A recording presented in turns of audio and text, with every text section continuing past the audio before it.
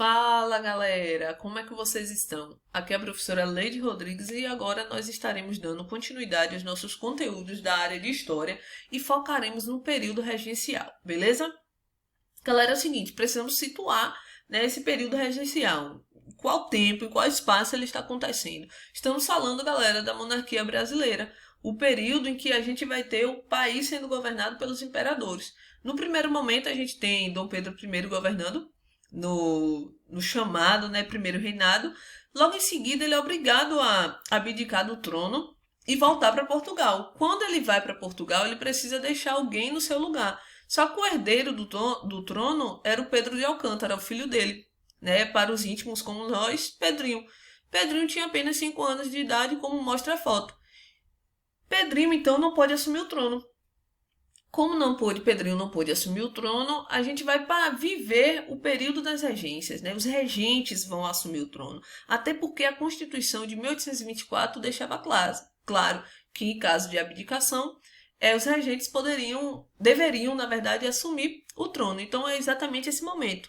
O momento em que o Brasil passa a ser governado por regentes, até Pedro de Alcântara completar a maioridade para poder assumir o trono e dar início ao segundo reinado. Então estamos estudando o período entre o primeiro e o segundo reinado, o período intermediário, que é chamado de período regencial. Então bora lá, né, dar uma sacada aqui para a gente compreender tudo direitinho. Galera, esse período regencial ele é marcado por duas fases distintas. A primeira fase, que é de 1831 a 1837, que é chamada de Primeira Experiência Republicana, e o segundo momento, a segunda fase, que é de 1837 a 1840, que é chamado de Regresso Conservador.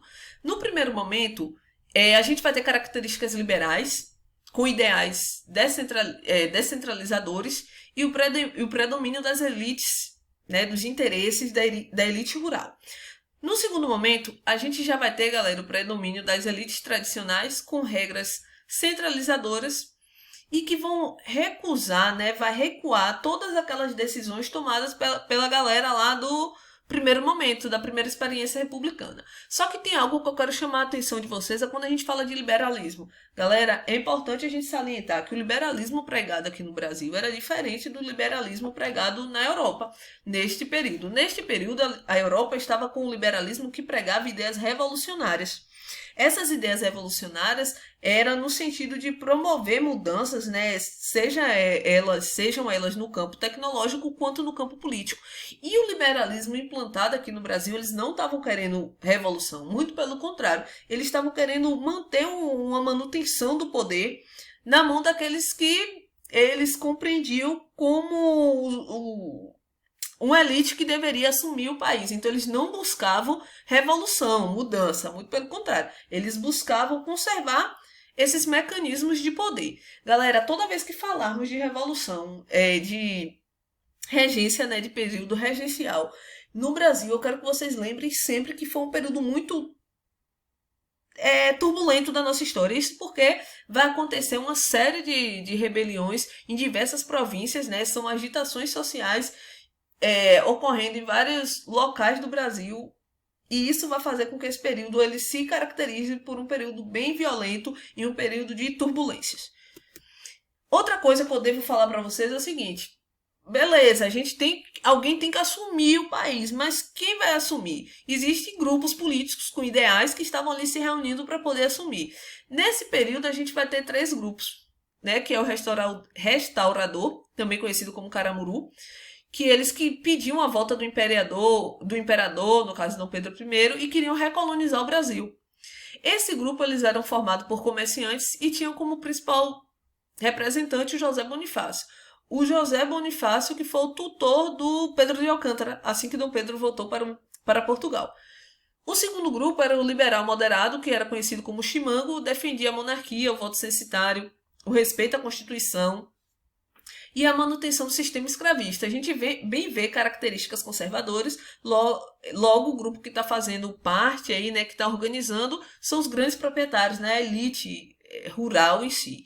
E o terceiro grupo, que era chamado de liberais exaltados, também conhecido como jurujubas, olha, não são jujubas comestíveis, jurujubas, e também os farroupilhas. Esses daí tinham uma postura mais radical, eles lutavam pela descentralização do poder, autonomia administrativa, eles buscavam implantar um sistema federalista republicano e era um grupo mais misto. Apesar de ter proprietários de terra, a gente vai ter também profissionais liberais envolvidos aí nesse grupo. O primeiro grupo ele vai ser o primeiro a dissolver, porque Dom Pedro I ele vai falecer lá em Portugal, então não fazia mais sentido a galera tá pedindo a volta do imperador, já não tinha mais jeito. E os outros dois grupos eles vão se reformular. Esses grupos, né, aqueles primeiros grupos ali, vão formar dois grupos, o grupo regressista e o grupo progressista. O grupo regressista vai contar com pessoas dos restauradores e dos moderadores. E o grupo progressista vai contar com alguns indivíduos dos moderados e outros indivíduos do grupo exaltados. Galera, tem uma característica que vocês devem levar em consideração. Eu não estou falando de partido político. Eu estou falando de grupos que se organizam com base no ideal. Mas o partido político em si, né, com as plataformas, com os estatutos, estes só vão acontecer lá no período, na segunda fase, que é aquela fase do regresso conservador, que vai ser de 37 a 40. Então é nesse momento que a gente vai ter os grupos políticos acontecendo, né? Na prática mesmo. E são dois grupos políticos que vão se transformar em partidos. O grupo regressista vai se tornar o Partido Conservador, formado por uma elite tradicional e o centro das suas ações vão estar no Rio de Janeiro. E o grupo progressista vai dar sentido, vai fazer nascer, né, o Partido Liberal. Esse daí a gente vai ter um centro ideológico mais descentralizado, porque vai acontecer em Minas, São Paulo, Rio Grande do Sul e algumas províncias do Nordeste. E aí a gente tem o seguinte, Márcio, os partidos eles foram montados, temos dois partidos claros, que possuem divergências, e o Partido Conservador pregava o quê? Um governo forte, centralizado, que era contrário à liberdade administrativa das províncias, e por outro lado a gente vai ter o Partido Liberal. Esse daí era uma galera que estava querendo que o poder fosse descentralizado, que as províncias pudessem ter autonomias. Massa, a gente conseguiu delimitar a diferença entre um e outro, só que tem um ponto em que ambos concordam, que é o seguinte, galera, seja o Partido Conservador, seja o Partido Liberal, quem quer que assuma o trono, estaremos falando sempre da elite rural. A elite rural vai permanecer no poder, então não vai mudar muita coisa, né? E nesse sentido, aí tem uma frase que é muito bacana do Oliveira Viana, que é um sociólogo, historiador brasileiro, que ele vai dizer o seguinte: nada mais liberal que um conservador no poder, ou nada mais conservador que um liberal na oposição. Galera, o que é que ele está dizendo? É tudo farinha do mesmo saco. Independente de quem assuma, seja o Partido Conservador, seja o Partido Liberal, a elite estará sempre no poder. Então, gravem isso aí. E aí, vamos adentrar de fato as regências.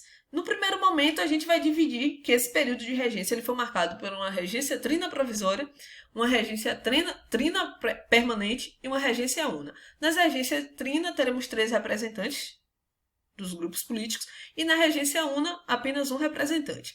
A regência trina permanente ela já estava declarada na Constituição de 1824, que dizia que em caso de abdicação do trono, o Brasil deveria ser governado por regentes.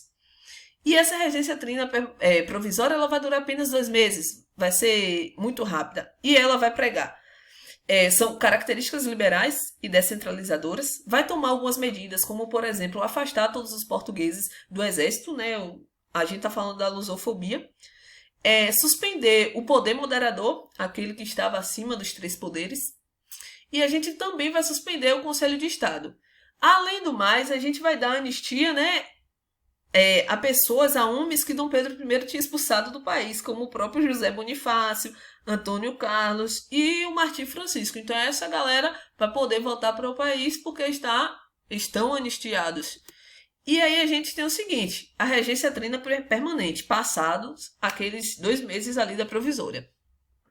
A regência trina permanente, ela deixava claro que o mandato deveria ser de 4 anos, vai assumir nesse primeiro momento políticos de tendência conservadora e nessa regência trina permanente vai ocorrer 3 eventos, né, que vocês devem considerar. O primeiro é a formação da Guarda Nacional. O segundo, galera, a gente vai ter o Código do Processo Criminal de 1832. E o terceiro ato é o terceiro momento, né, que vocês devem lembrar, é o ato adicional de 1834. Falaremos de todos eles aqui. Mas quando falar de regência trina permanente, né, as medidas tomadas nesse momento, eu quero que vocês gravem as três, né?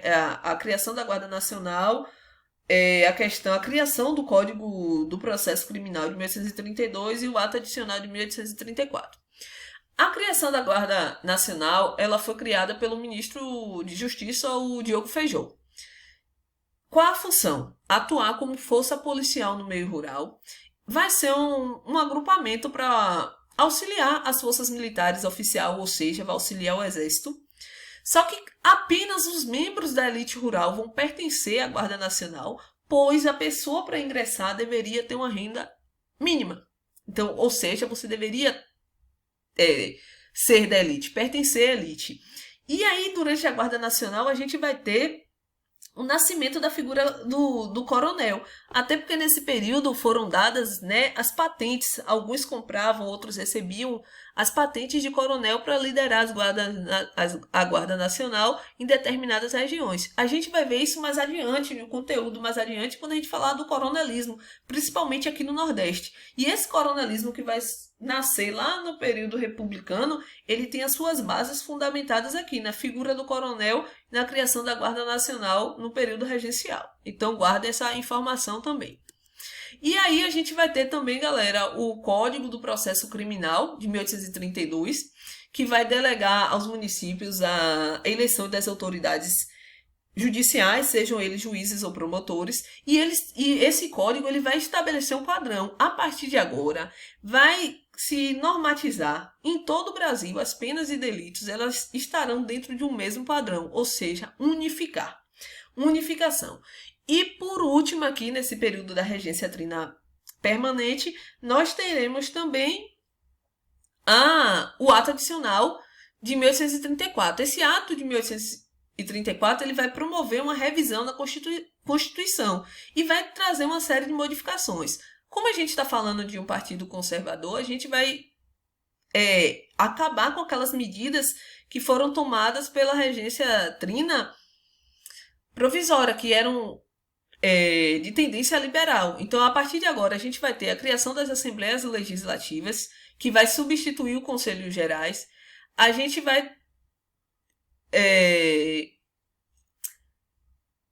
na verdade, assim, essa regência ela não vai ter caráter conservador, me enganei, tá? Então, essa regência ela vai promover algumas medidas também liberalizantes, como, por exemplo, a substituição dos Conselhos Gerais. A partir de agora, nós temos Assembleias Legislativas. Vai também tomar algumas medidas descentralizadoras, ou seja, cada província vai fazer valer seus poderes regionais, sem passar pela questão do poder regional central.